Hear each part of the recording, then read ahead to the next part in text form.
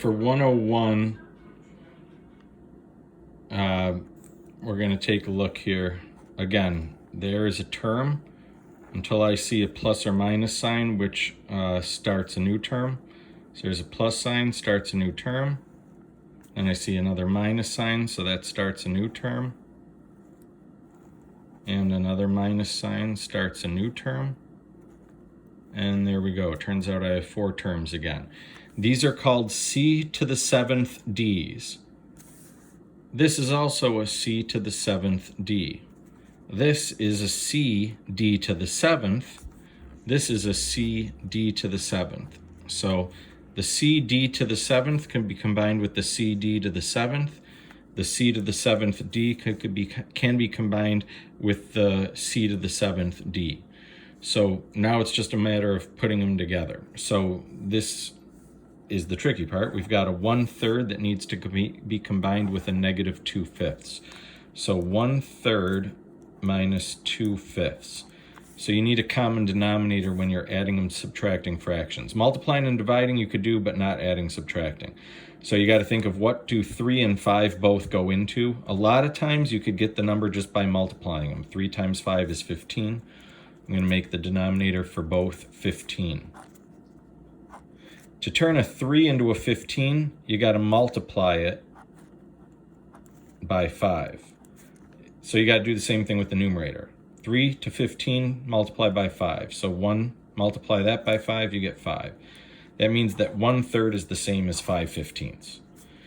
2/5. To turn a 5 into a 15, you had to multiply by 3, so you got to do the same thing with the top. 2 times 3 is 6.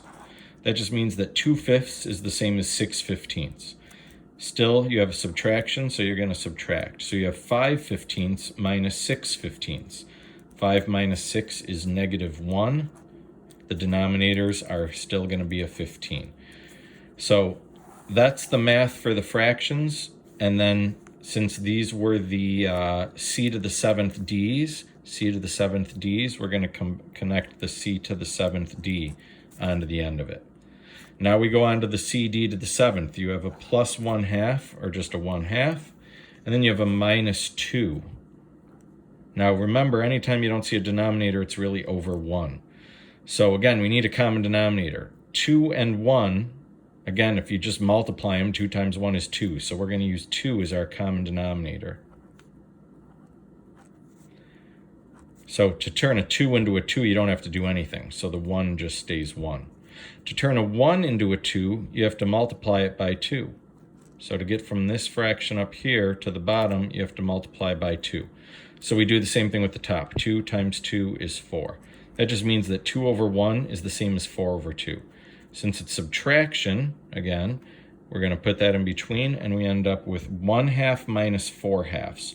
1 minus 4 is negative 3, and then the denominator is 2, negative 3/2.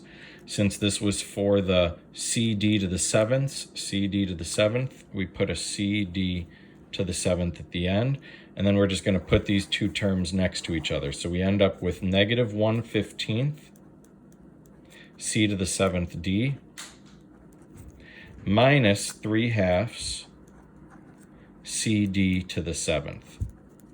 Definitely a little tougher when you're dealing with fractions, because one of these is a cd to the 7th and one's a c to the 7th d. These are not the same thing, and these two terms can't be combined, so you're done.